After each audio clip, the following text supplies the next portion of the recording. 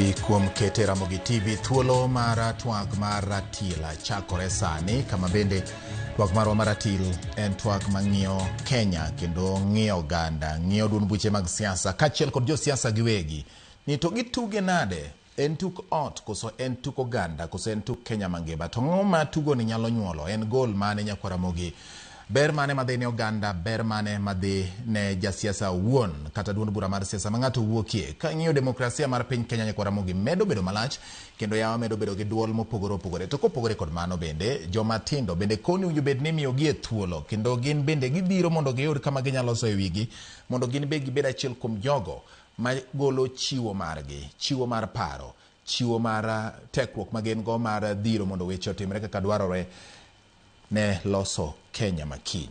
Siasa iratil, weche mag siasa kod demokrasia.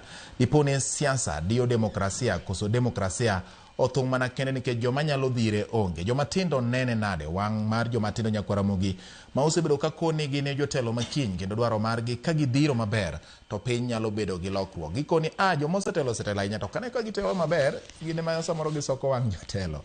To gin be samoro komigi thuolo to yudo ka gik moko nyalo bende bedo mapek ikete kanye an ka kod luo matindo bende dwa konya keto weche mag siasa eratile weche mag demokrasia kachiel kod siasa kiwinjo kaka jotelo loso nyakwa Ramogi kaka gigo kwano kaka giwuoyo bende giketo jomatindo e mesa bende jomatindo bedo kod duol koso gin jomigaro gi chien to kakoro lwenyo wuok tingiso ni akoro wuoguro jomadongo dhi ywak ne gin yawa gini koro kikweya kenda une ma un gi teko gin kama chalo nade king'iyo kaka Uganda bende Uganda oseketo maino e ywayo jomatindo mondo ketie kidienje manyalo kelo lokruok e yore mag dongruok mag siasa e pacho ka nyakwa Ramogi magi gin twak madwani mondo walose kinde makata jod madongo magin jo siasa romo bende jo matindo iketo e lai mambele mar ng'iyo ni to gik milose gi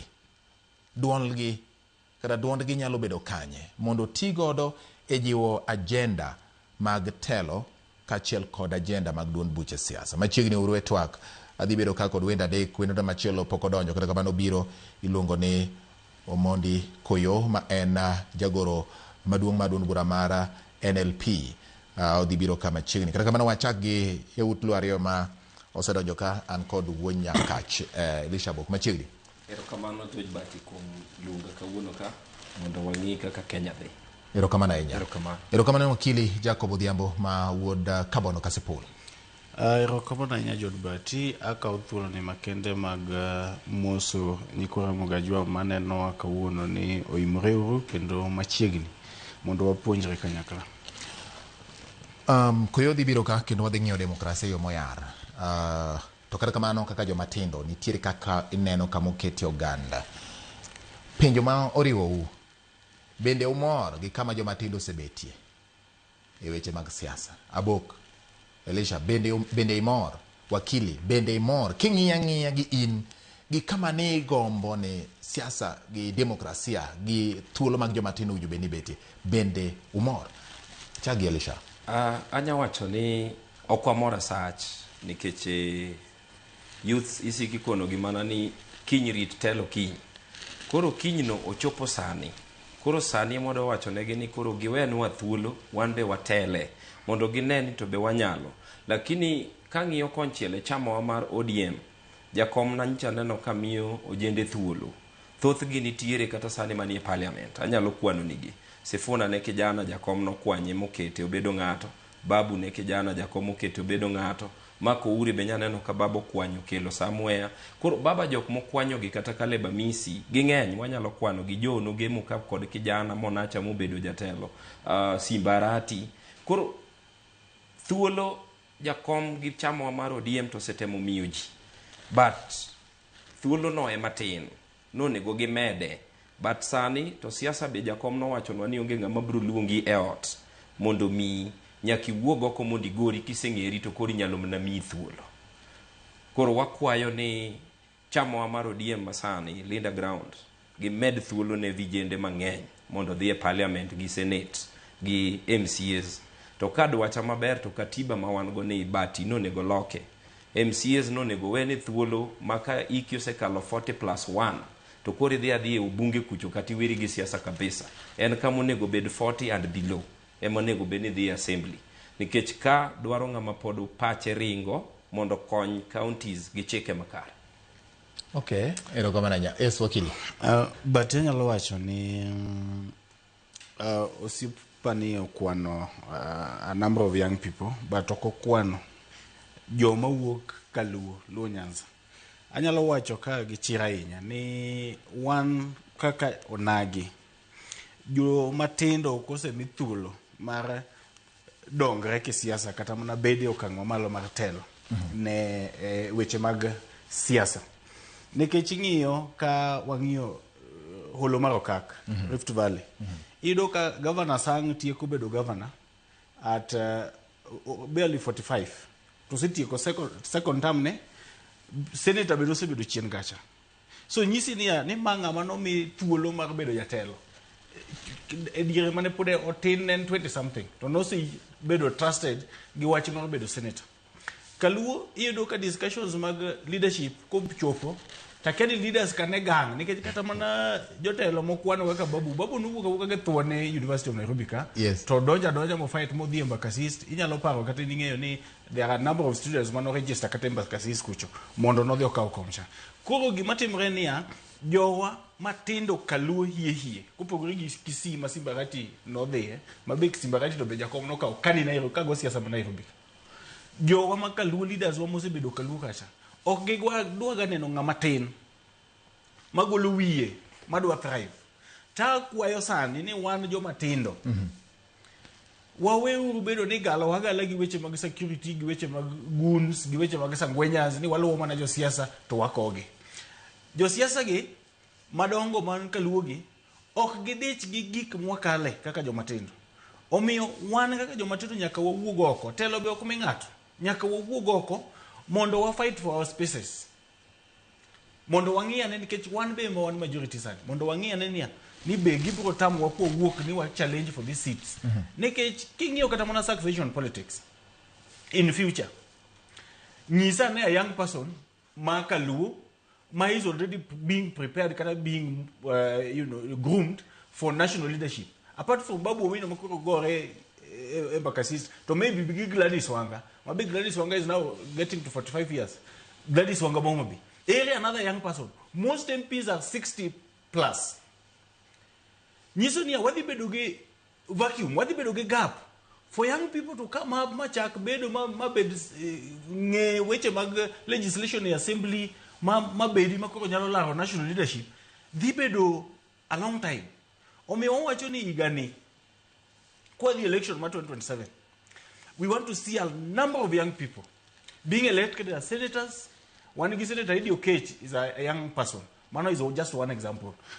Being elected as senators, what do you know, a number of MPs. Sani, I can tell you, your leaders were not selfish. The leaders were not selfish. So there are a number of MPs more okchunga time. Somebody who has served third term. What do you want? Angomo loss, mono konya loss in the 15 years must be the member of parliament. Somebody who has reached 60 something years. Angomo porodwa the temo. Ma a young person cannot do. Parliament legislation. Palipo na wazee? No. Jojo, osiepa ni Abok. Wewe kiloti, yes. Ingeni mano is a say. Yes. Wazee gonyalo advice wa. Okay. They can take the role of advising the community. Okay. Nikech wan gigi momi lungu ni dur. Sani wakwe ni just roughly. Let me just King Onyikal is above 60. Podibo yido no chun. King Opondo Kaluma who has served third term. Podibo renge kwa kaya no dua fourth term. Kaya young person go chun karango. King Ngatuweka Mili Mabona was served 20 years in parliament. Podibo kuchako chunga. When will young people get these spaces? It is a constitutional right. Because constitution has allowed. Onge kama constitution wakili it's okay. Constitution, yeah, they have a right. That is true. I'm not refusing. Okay. But I'm saying, for posterity, the leadership of a community, who are you grooming? Central ka? Okay. Somebody like Nidi Nyoro bedu groomed. Inenoka katamana joko moko Nyoro na neno kanya ka joko mano se serve government kaka governor Njoroge gini. oluonge America kucho romo kode, they are advising him on how to go. Nyiso niya, in 10 years to come we'll be talking about Didi Nyoro presidency. Right? What about Luoland? Nikech kata mana on is a young man dwaro mana Nairobi ka, no dwaro mana bed guaranteed ni nyalo mil ticket mar Nairobi. Emigwe left, right and center magoro cho donje linda mwananchi cho bakni kucho. And this is a young person ma unwaneno kaka wajo matindo. Unwaneno at least kagibiro gimako mbele kanyo Gladys Wanga and the rest matindo tindo, because the others are of age or ngogenia in their sunset days in leadership. They wanyalo groom these young leaders, Gladys Wanga, Babu Owino, and then others be elected in 2027. We would be planning better for a community in future. Elisha nentire gi wach moro ke gima nodwa but adwa nyiso siepani wacho ka chako kani onge ng'ama nyalo dhi golo kijana marawera ni koro biye siasa. Iwuok kendi tineni tigori for your space. Ta kwano ne Luoland maberu chako kwano gi. Kiwuok Migori wadhi yudo ka nitiere osiepwa Maedi. Baba nogole ko kijana en jatelo. Kilwaro Mabei Governor Gladys Wanga ogol ka jatelo. Kichaki katin, kichaki biro senator ma Omabei Moses Kajwa okel katin. Kichaki lwar Nairobi ka wan gi Felix Oduor Jalango tin. Koro gimone go beno watimo kako jende wagore ne space wa election mabiro ni. It is our time, yes. Number maro jende tin. Abok, but wagore mondo wayud space. To kiling ni okigori e siasa. Ngama kiny dhia invite. Siasa oken kama bati anyalo mobilize ni jito kiny kibedo president kaka ti nominate ni bwana in koro waketika. Gimomia kwano Sifuna gini. Baba nena nationalist. Baba was not playing politics mar tribal. All right. Tribal kichako ng'iye Kenya kata ker miwinjo wacho no kwa nyali yude. Mae momiyo kawuono wapingo ni ng'ata ma uluongore ni Linda Mwananchi miwacho ni madwano terwa ka osipo magashagwa ma ok dwar joluo kendo winjo ka kuwuoyo mage gik ma ok wadwar. Right. Gima wadwaro en niya. Be in gi ideologies minyalo telogo. Be intiere gi policies maber minyalo tere ground. Kitero gi to mane kaka jopiny ng'ei to gikawi. But kamoro tiwacho makata na agree kodi. Jotendwa mang'eny Nyanza bati sane gin gisekalo 60 years. Nonego beni koro kaka wane broad-based sane. Gichak lobby ni omegi ministers. Gi advise the national government. Ka gi advise the national government. Giwe telo mag MPs ka nojende. Kata wanbe wadwaro nwabede wa represent communities wa ong'eni wanbe wanyalo. Nikech kidoke gweng bati aja wacho gagini. Yes. Waburu retire kwa dhie dala. Sama wadhi dala. Wang'ia ni to gwenge wachal nade. Kaka watin gi wakili. Watimane benchmarking 47 counties. Mondo wang'e ni to gigibe wanyalo implement gidala maching moro kwa retire. To gweng ler. But the truth of the matter is, ni jakom to nyose mako lweto jende mang'eny. Mabe election mabiro ni de jakom ngima do medo mako moko zaidi. It is unfortunate and very unfortunate ni jakom onge. And mane gima koro winjo bed neng'eyo ni post jakom era. Abok winjo ka melo winjo matindo kar chal ni medo idho nikech wacho ni MCS ka wene joma tindo yote kendo wabunge gi wacho ni koro gidhi gibed CSS PSS mondo giwene joma tindo dire ga. But kopogore gi mano penjo manitie ka wakili kachiel kod Abok aneno ka Omondi Koyoo bende bro join kama chiegni bang' second matin kende. Iwacho ni jakom no mako kendo jomokwano wacho ni jakom no mako mogolo mokelo bedo e kombe. Telo manitie sani bende gin gi chuny mar neno ka wakili osechiwore mokedo bedo ng'at minyalo wach ni maendi en kijana ma pache ler manyalo konyo e loso gik moko achiel ariyo mong'iye bende jotelo ma wan godo nigi chuny no koso kochopo kama koro idwa ting'e wiyi to koro en to court yawuoyi gi nyiri mantiere club cha koro wacho ni no ok wanyal yiene. Mane penjo mada penjo ka adoni Abok ichaka sabro miyo wakili. Iwacho ni jakom no mako jogi. Bang' jakom ni. Bende jotelo manitiere nigi chuny no. Bende gen gi paro no. To bende ginyalo. Koso gina gik miwacho dhok. To ka koro chopo to koro. Ingeni bati wakili bokonika. Ntie gimiluongo ni democracy mikone. Yes. Democracy oyiene ng'ato kata ja 70 years mondo chung. Then nitiere gimiluongo ni teko mar jopiny. Teko mar jopiny ema koro dhi thegi kindi gi jodongo gi kijana. Jaduong' ochung', kijana ochung'. Be inyalo wuoyo gi community maber ma community keti kamoro.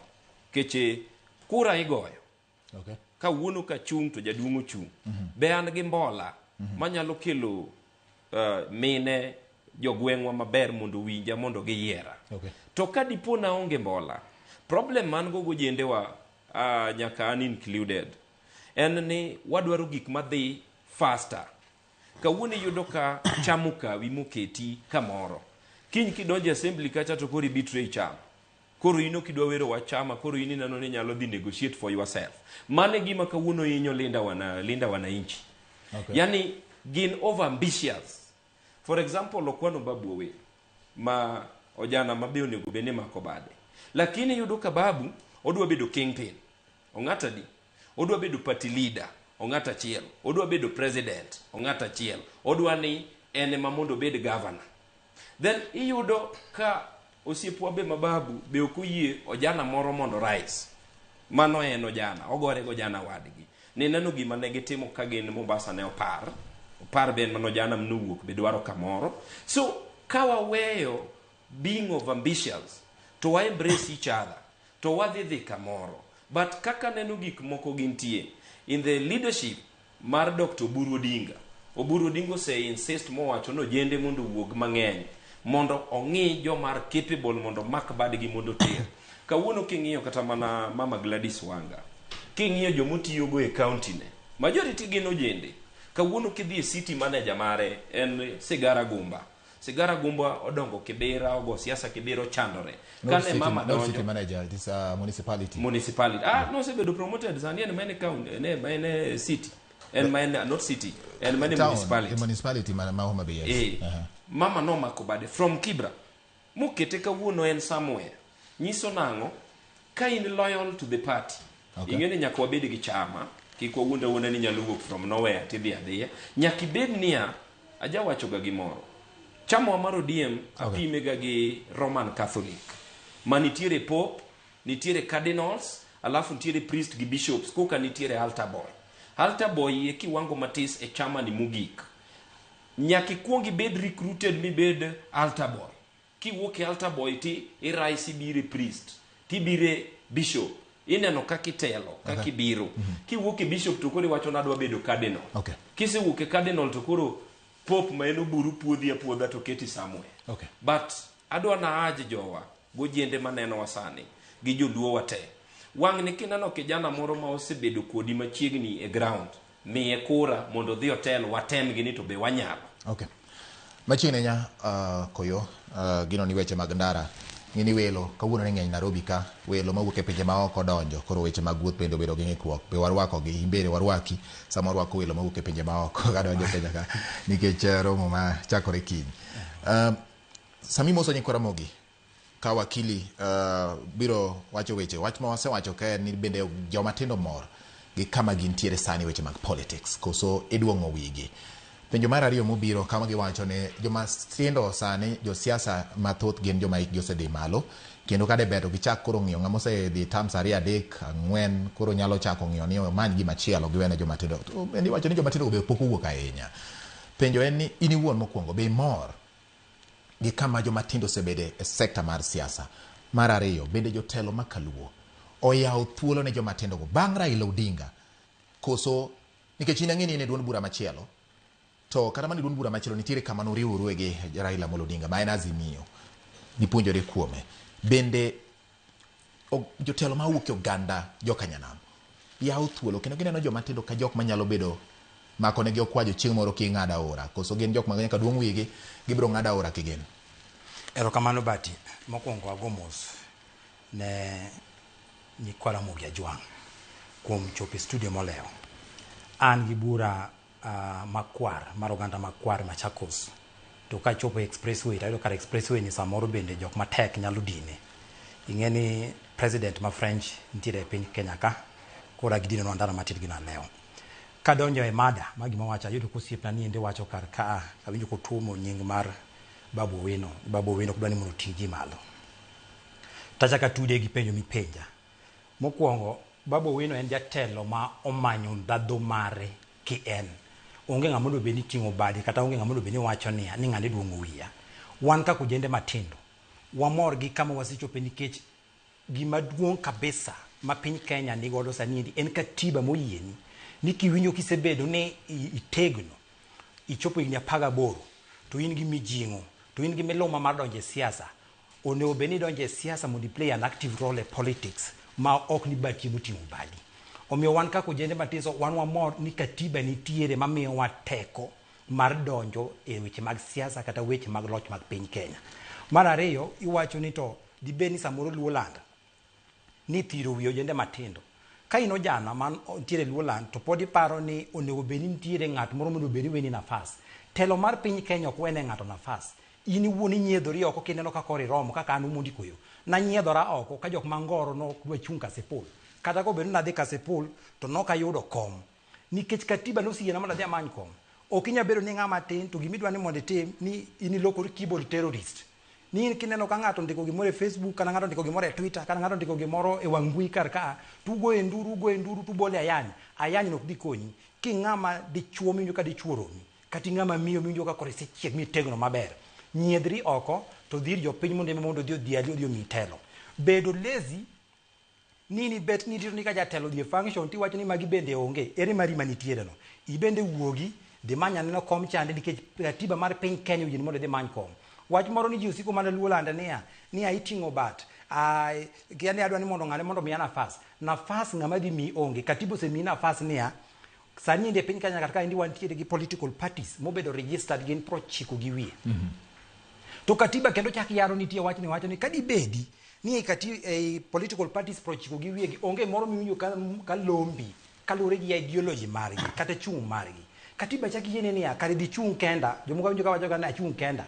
Man kata mana tai mari kaka notachi monde so ni indi ket kaka symbol mari kata ka ngochi nende maber ni ket angolo kaka symbol mari kata di wuogi jopiny ana wuogi jo Kasipul by election to ne ginyisa ni sani koro ne koda murora koda duok 2027 ka koro asetegno maber mondo koro gimiya kom. Okay. Mane telo maber mondo bed ni ng'ato bedo godo. Okay. Joluo kaka sani indi wan gi telo mar Luo Nyanza. Gima ng'ato dhi wacho ne niya ni mondo ting' mi ojende nafas ni mondo ojende mondo dhi otel onge ojana mimiyo nafas.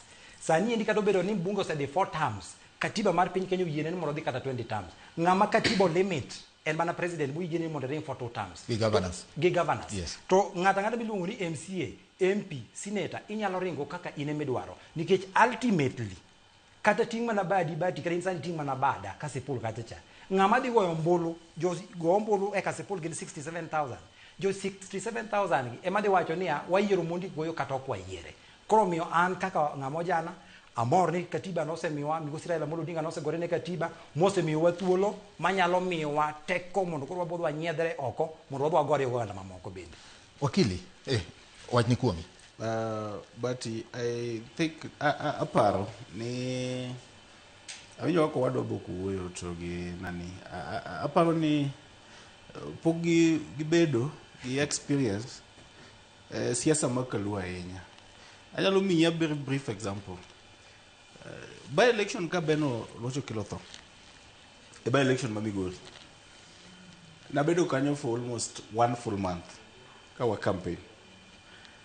Senator Education by then was a very young person. Was very popular and deserved to win that seat by then by election. Ingi ngama mo wangeyo gik manotimore by election. Ano kangeyo ine manin kanyo dwe achiel mangene. Opimno. No, ine manin kanyo dwe achiel mangene. Number one, gima notimore gino ka it was realized by the party ni Governor Ubado by then ne support Eddie as a candidate. Ubado no through certain influence then gi case mo mathin no tame kata bani cash bill kata bond which is a constitutional right. But not time mukane kacha for a long period of time industrial kacha. Ma by election no negi yudo those leaders that was a decision of the honorable court. But gilony magin go gikaluwo record as a lawyer, yes, every person is entitled to a cash bill or a bond Is it mandatory?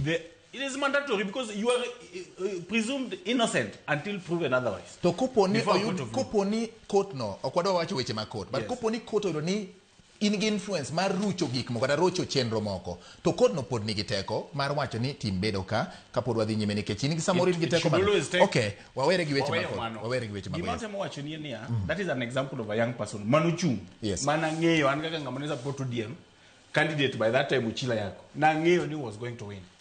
Ne obedo frustrated, mane okobedo. All right. Wang'eyo ni Kaluo nikech ma ing'e ni TV ma onagi wa ema winjo ahinya. Wang'eyo ni Kaluo kira simo piny mondo nitiere tendency moro ma leaders wa senior leaders wa biro go. Moro so dire mane jakom nitie cha.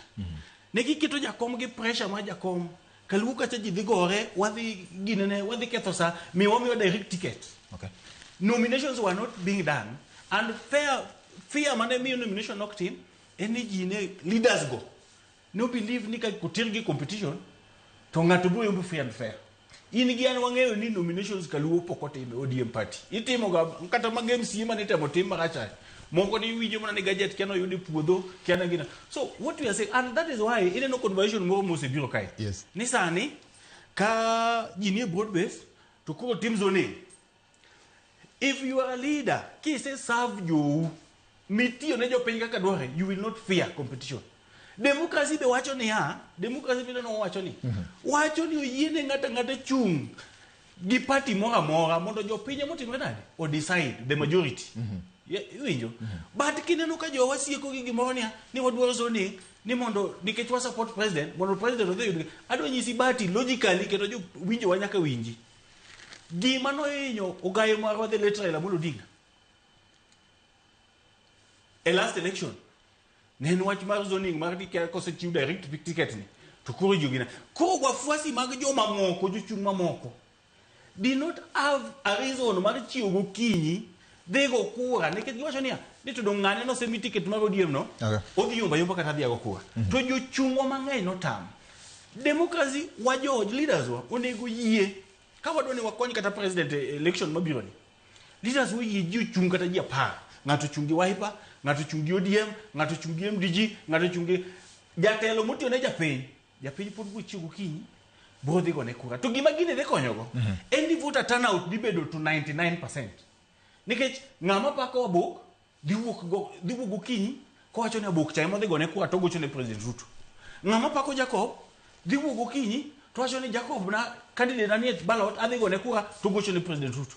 Ng'ama pako nani bende dhi wuok gokinyi mapako Omondi Koyoo mapako Omondi Koyoo bende dhi wuok gokinyi wacho ni Omondi Koyoo ni ballot wadhi agone kura to gocho ne President Ruto.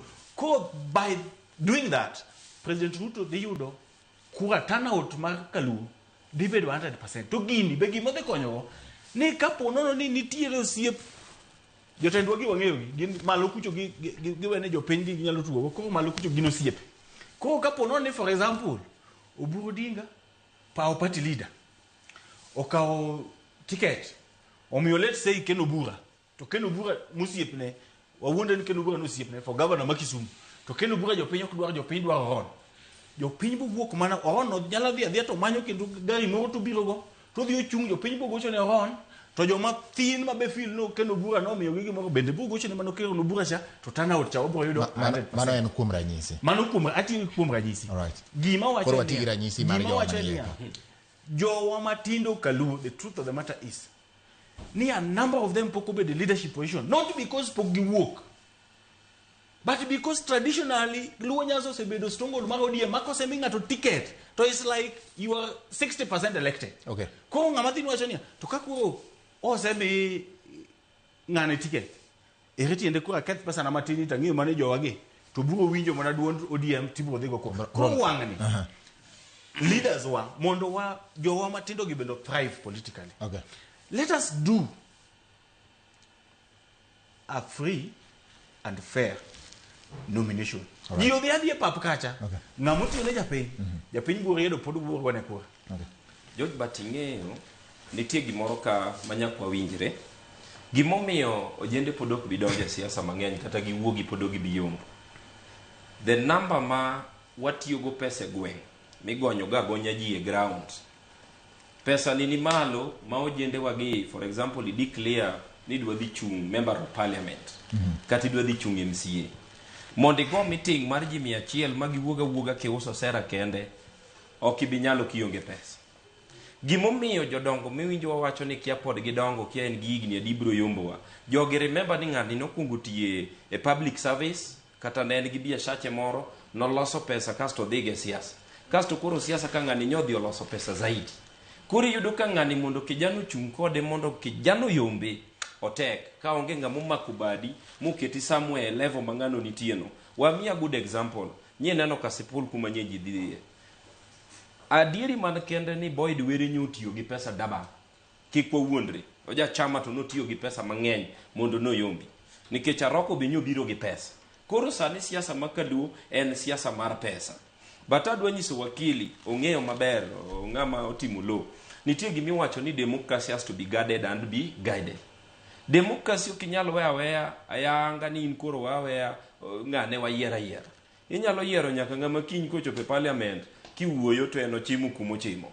Gashago nyocho wacho no en vi Raila Odinga nikech Raila nyocha present joma wigi lere parliament nyocho wacho no gombo kaka Raila yiero ga joge. Sometimes party nyalo bero piny to giwacho ni okay kacha to neno ka bati dhi yongo lakini namba chiel bati poko tugo siasa mar chama.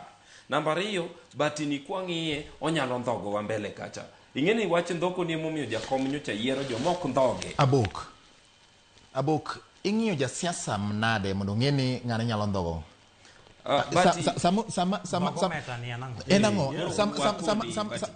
cheka penji sami wacho ni kang'iyo bati ni onyalo ndhogo mbele kucho mbele no poko chopo mokwongo uno kupar ni undhogo jopiny mane niga dieri gi bati ni bati ni ng'ama jopiny ohero mano kuom ranyisi nikech wan e iye ka yes wamiyi gimoro kama wapime ni nyalo ndhogo ji ing'ata chiel for example kako siepna ni nyodhi otemo gi party moro kucho poko tieko gara mane higni 2 igisechuko ichikori e party ni ine party iwinjo ichaki wuok e ODM ichikori ema then imai kata nomination ni iwuok kata ko mai oyombe yomba free and fair iwacho ni jogo mai isechikori e ODM ine independent koro manga mok nyal bedo trusted e chama wakani tie joma oseyomb free and fair to otiyo ne chama orito another year mondo dhi otema. Anyalo miya typical example kawuono kidhi Karachwany ng'ama iluongo ni Adipo Kuome ochung' didi mondo koro nyo yudi but iyudo ku maintain tu chama ging'eny anyalo kwano ni gisai maonge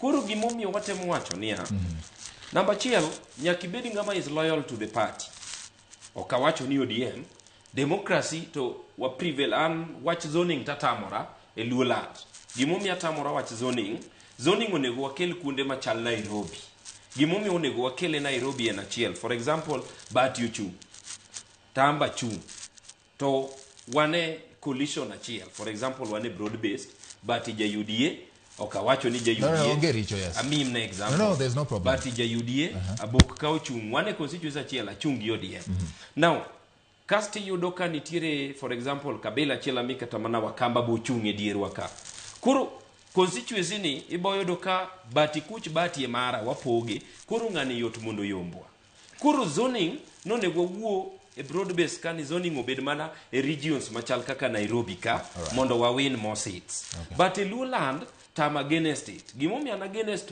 Luoland for example kawuono bati odonjo kata gi UDA bati kodonjo gi UDA en jaluo sama bati odonjo gi UDA pesa mimiyo mare CDF cha bati ok dhi tiyo go kumoro odhi mna tiyo go e Luoland mondo wadongre mondo wayud good leaders e Luoland adieri man kenda na wacho gani e Luoland wan chien bati kiwuotho tiyudo ka yore richo kiwuotho tiyudo ka stima onge makata sani broad based mane wabede matisni emomiyo otemo uplift gwenge wa matin to nikech ang'o ibo yudo ka nitiere joma nyo pretend ni jakom kose miye certificate oseyombo en kuro oweyo wach tiyo ne jopiny nikech ong'eni bang' higni 5 jakom biro duogo ting'o bat but in the absence of jakom tanyisi man kende niya jopiny mawinjo wasani ma jogo kura watema ne loko pachwa e gik mokadi gik mokariyo namba 1 wawuoge gimoro mar ni nyake gonya kore kami kana dongo ne ntiere mbunge korwa niluongo na kumu jako gero choth ber omi 50 nyaka higni 5 yorach kikipenje koro waloka ne pacho wawuoge wach siasa mar gonya Kwawuok e siasa mar gonya to wadhi yudo good leaders e nomination. Mano namba 1. Namba 2, wawuog niya ni ng'ane en jagweng'wa. Iwinjo, nikech igeni siasa ma dala wawacho ni all Kenyan politics are local. Dala be kichope to politics no is local. Bati wuok e community matin. Wakili wuok e community mang'eny. Koro wan waluwo joma ng'eny. Kwa weyo siasa ni to wadhi yudo good leaders makato wuok e community matin to waneno ka en gi star mar telo. Wayiere uru mondo telo. Koyoo. Bach ni kuomi.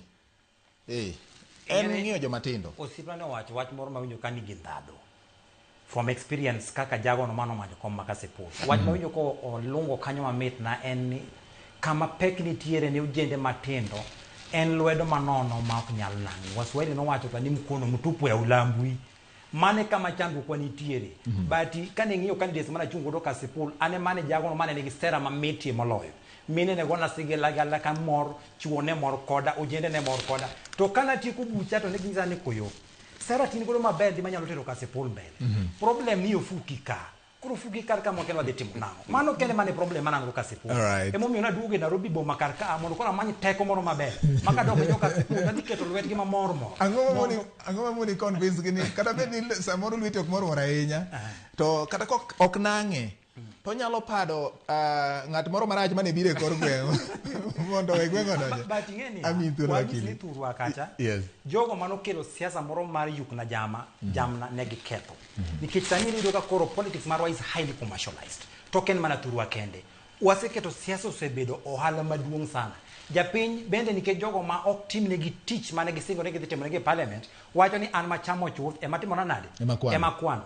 Koro iyudo ni jok mabeyo kaka an Omondi Koyoo kama mane dwani mondo dhi otine jopiny abing'eni ka ging'iya ga ngoch tian to giwacho ni Omondi nitiere jago moro mane waoro mbeleni to kano chopo Nairobi to noloko namba simu kochopo Nairobi to noketo nwa pie ni ka wadwa rito mheshimiwa to koro nyaka wagony mana through ng'at machielo koro an nanyiso gi ni an to bet apogora matin yie mondo trust gi kuchu to naneno ka nitie jogo matin to ok ne gitin ahinya mano trust gi kuchgi gima sani to koro joma tindo nyaka tim king'eni ng'ama tin ti ihero piny mar Kenya kata ihero constituency mari ihero ward mari kata ihero county mari.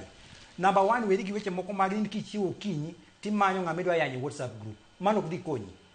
Wach moro ni siko ne jini mage to dhi kanye cha iti dhi kanye misiko ne mana jini ma to dhi kanye ibe wuoge odi ibe dhi chunge komno mondo lock pinyu piny ok lock gi go koke WhatsApp group piny lock gi nyiedhruok oko mondo ibidi chumo di kel policies mabeyo to chutho kata ka giwacho ni samoro ni nyaka ting bat ni nyaka wari saba ni wacho ni democracy da not saba wenyo giwacho weche mag democracy ka democracy ok en gimoro ni nyisi ni kar ka wawe tenge ne ng'ani democracy en ga niya the majority will have their way minority will have their say jogo matin bro ibro winji dwandgi to jogo mang'eny bro bedo ni gine mag dhi timo gimbe ne timore ka wang'iyo Kasipul Kabondo constituency milo ni Kabondo Kasipul constituency wuoyi matin mabende ne onge kata gi gimoro e lwete iluongo ni Silvans Osele noyier kano dhi ogore gi jogo matekre ng'eny jok mane nigi pesa to kendo noyombo 2013 a very good example kidhi Kisumu West ndiero lago alwach mano yier gi